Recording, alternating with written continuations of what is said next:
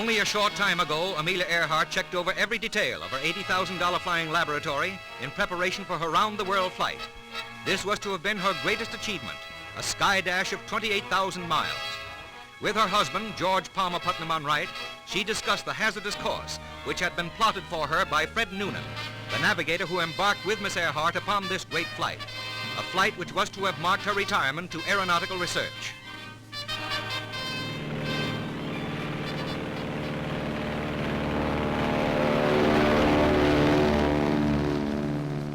Then to a waiting world came news of disaster as the plane failed to reach tiny Howland Island in mid-Pacific. A British freighter, the Coast Guard, and the Navy sped to the search, the battleship Colorado steaming out from Honolulu under forced draft.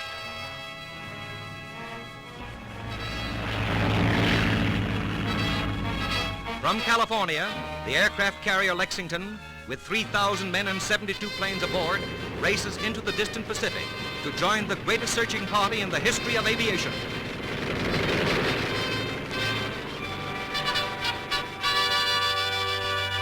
Amelia Earhart is one of the most iconic figures in aviation history. She was not only a pioneering pilot, but also a symbol of courage, determination, and the fight for gender equality. Earhart achieved many firsts in her lifetime. The first woman to fly solo across the Atlantic Ocean, the first person to fly solo from Hawaii to the US mainland, and a key figure in promoting opportunities for women in aviation. Her mysterious disappearance during an attempt to circumnavigate the globe in 1937 has only deepened the fascination surrounding her life and accomplishments. In this video, we will explore her early life, career in aviation, contributions to society, and the lasting mystery of her disappearance. Amelia Mary Earhart was born on July 24, 1897, in Atchison, Kansas. From a young age, she showed an adventurous spirit. Unlike many girls at the time, Amelia was interested in sports, climbing trees, and exploring the outdoors. She even kept a scrapbook of newspaper clippings about successful women in male-dominated fields. Her parents, Edwin and Amy Earhart, supported her independence, although their family life was sometimes unstable due to her father's struggle with alcoholism and job insecurity. Amelia attended several schools throughout her youth. She was an excellent student with a strong interest in science and the arts. During World War I, she volunteered as a nurse's aide in Canada, where she treated wounded soldiers. This experience helped develop her strong sense of duty and inspired her interest in helping others. Nurses' aides did everything from scrubbing floors to playing tennis with convalescing patients. The patients called us sister, and we hot-footed here and there to attend their wants. When the influenza epidemic struck town, I was one of the few volunteers permitted to be on night duty. I was transferred to a pneumonia ward and helped to ladle out medicine from buckets in the overcrowded wards of the institution. After the war, she enrolled in medical school briefly, but left after realizing it was not her true passion. It took me only a few months to discover that I probably should not make the ideal physician. Though I liked learning all about medicine, particularly the experimental side, visions of its practical application floored me. For instance, I thought among other possibilities of sitting at the bedside of a hypochondriac and handing out innocuous sugar pellets to a patient with an imaginary illness. At the age of 21, Amelia began to take an interest in aviation. I believe it was during the winter of 1918 that I became interested in airplanes. Though I had seen one or two at county fairs before, I now saw many of them, as the officers were trained at the various fields around the city. Of course, no civilian had opportunity of going up, but I hung around in spare time and absorbed all I could. I remember the sting of the snow on my face as it was blown back from the propellers when the training planes took off on skis. In 1920, she attended an air show in California. There, she took a short plane ride that changed her life forever. The field where I first went up is a residential suburb of Los Angeles. Then it was simply an open space on Wilshire Boulevard, surrounded by oil wells. The pilot of the airplane has since become famous as one of the greatest exponents of speed in the world. His name is Frank Hawks, and he holds more records for fast flying than anyone else. As soon as we left the ground, I knew I myself had to fly. Miles away, I saw the ocean, and the Hollywood Hills seemed to peep over the edge of the cockpit as if they were already friends. She began taking flying lessons from Meta Snook, a female flight instructor. To pay for her training, Amelia worked various jobs, including as a truck driver and photographer. In 1922, Earhart set her first record, the highest altitude reached by a female pilot, 14,000 feet. She purchased her first plane, a bright yellow Kinner Airstair biplane, which she nicknamed the Canary. In 1923, she became the 16th woman in the world to receive a pilot's license from the Fédération Aéronautique Internationale. Her big break came in 1928, when she was selected to be the first woman to fly across the Atlantic. Although at the time, she was only a passenger. The flight, aboard the plane Friendship, made her a household name. Although she didn't pilot the aircraft, she became a media sensation.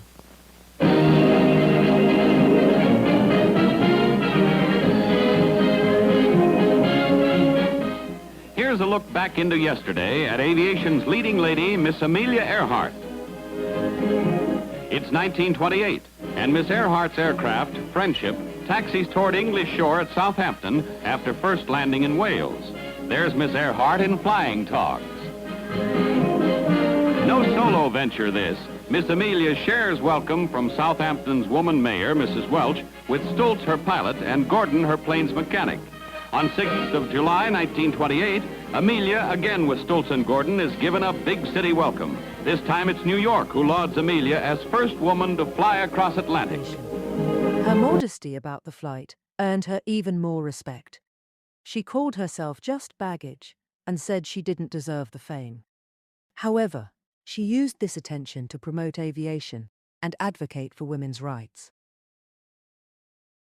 Amelia Earhart held progressive and unconventional views on marriage, especially for a woman in the early 20th century. She believed strongly in personal freedom, equality, and mutual respect within a partnership, values that were reflected in her own marriage to publisher George P. Putnam. Rather than accepting the traditional roles of a wife, Earhart approached marriage as a partnership of equals. Before marrying Putnam in 1931, she wrote him a letter in which she clearly expressed her desire for a relationship based on independence and understanding, rather than an obligation and constraint. In the letter, Earhart stated that she did not intend to be a traditional wife and asked for an open and equal relationship. She emphasized that she would not hold Putnam to any medieval code of faithfulness, nor would she be bound by one herself. She also expressed concern that marriage might limit her career or freedom, and asked that they each maintain separate interests and identities. Her candid and honest communication showed her desire to be treated as an individual first, not just as a wife.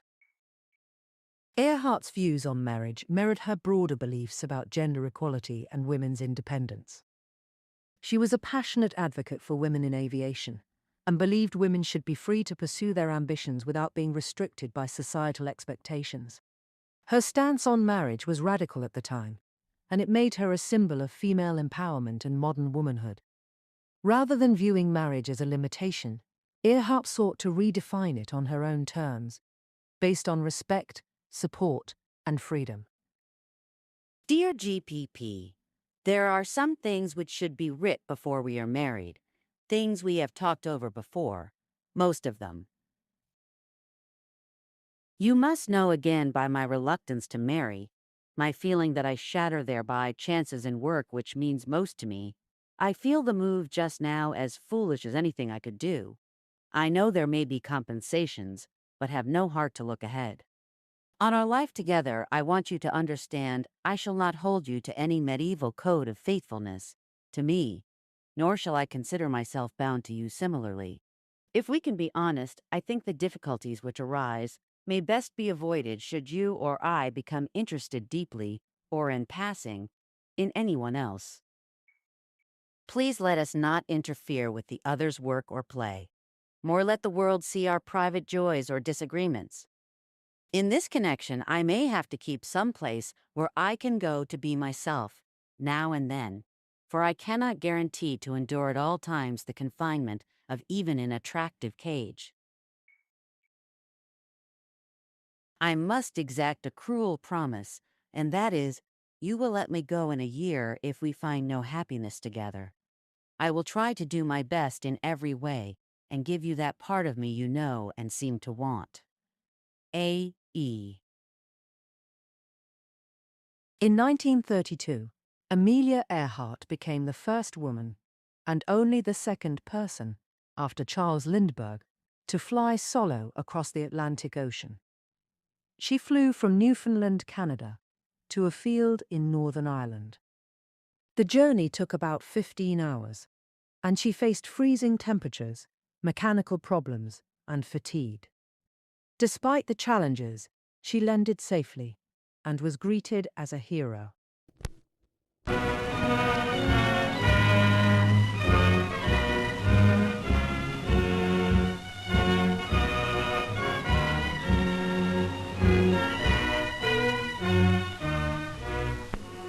Here you see Lady Lindy, whose triumphant solo flight across the Atlantic is the admiration of the whole world. Taken 4 years ago when she landed at Barry Point in Wales, the first woman to do it then, and now she's done it again, alone.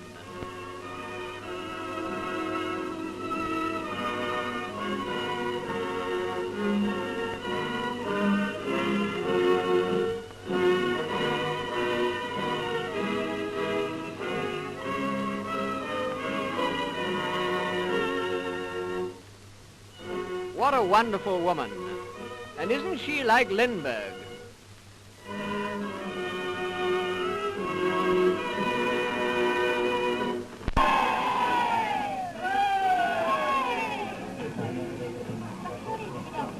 I've done it. Those were Lady Lindy's words when she got out of her machine in the field near the little village of Calmore, and all the villagers cheered her. Isn't she amazing? She doesn't look as though she's just battled with the elements for 2,000 miles in one of the most wonderful flights ever made, does she?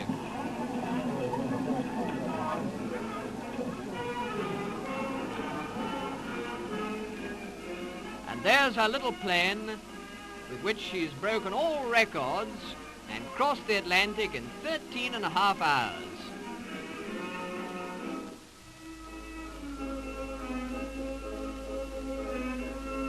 She wasn't even too tired to sign autographs. And there's Dan McCallion, the farm labourer, who dashed for cover when her plane landed almost on top of him. And she sat in the window of the little farmhouse and told her story. And what a story, too.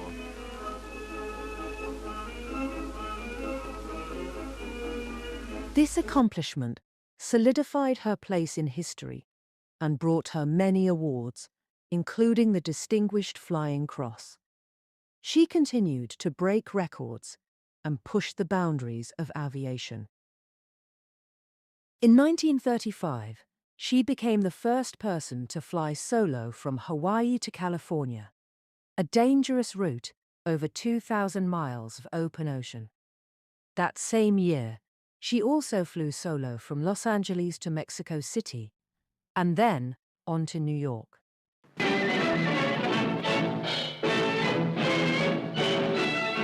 Conqueror of the Atlantic won over the treacherous Pacific.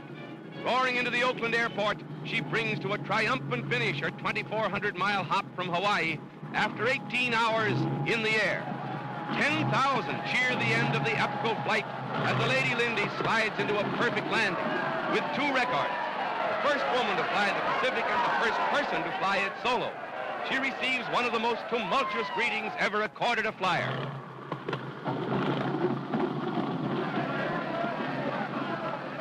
Roses to Amelia and the plaudits of the world to a veteran of flights that have shown the way for aviation's progress.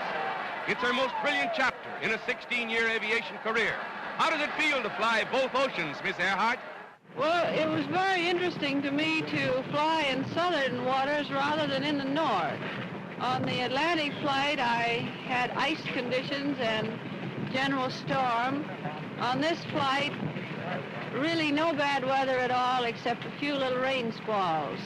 I saw the moon and stars most of the night. Of course, in both flights, I was very glad to see land. That same year, she also flew solo from Los Angeles to Mexico City, and then on to New York. Beyond her flying achievements, Earhart was a powerful advocate for women. She wrote books about her flights, gave lectures across the country, and co-founded the 99, an organization for female pilots. An encounter with a young girl, when Amelia was still taking flying lessons, only strengthened her resolve to advocate for gender equality. One day, as I was striding along the dusty road, a friendly motorist offered me a lift. My costume and destination explained my errand. There was a little girl in the car who became exceedingly excited when she found out for a certainty that I flew. "But you don't look like an aviatrix. You have long hair." Up to that time, I had been snipping inches off my hair secretly, but I had not bobbed it, lest people think me eccentric. For in 1920, it was very odd indeed for a woman to fly, and I had tried to remain as normal as possible in looks in order to offset the usual criticism of my behavior. She believed that women should have the same opportunities as men, and often said, Women must try to do things as men have tried. When they fail, their failure must be but a challenge to others. In 1937, Amelia Earhart set out on her most ambitious goal yet, to fly around the world along the equator. She was accompanied by navigator Fred Noonan. The journey was planned in multiple stages, and by June, they had already covered 22,000 miles, stopping in South America, Africa, India, and Southeast Asia. Their final stretch was to fly from Lae, New Guinea, to Howland Island, a small speck in the Pacific Ocean. On the 2nd of July 1937, during this leg of the flight, radio contact with Earhart and Noonan was lost. Despite an extensive search by the US Navy, no wreckage was found. Their disappearance remains one of the greatest unsolved mysteries in aviation history. Several theories have been proposed over the years. Some believe the plane ran out of fuel and crashed into the ocean. Others suggest they may have landed on a nearby island and survived for some time. A few even speculate that they were captured by enemy forces. In recent years, modern searches have used sonar and underwater drones to search for the wreckage, but the truth remains elusive.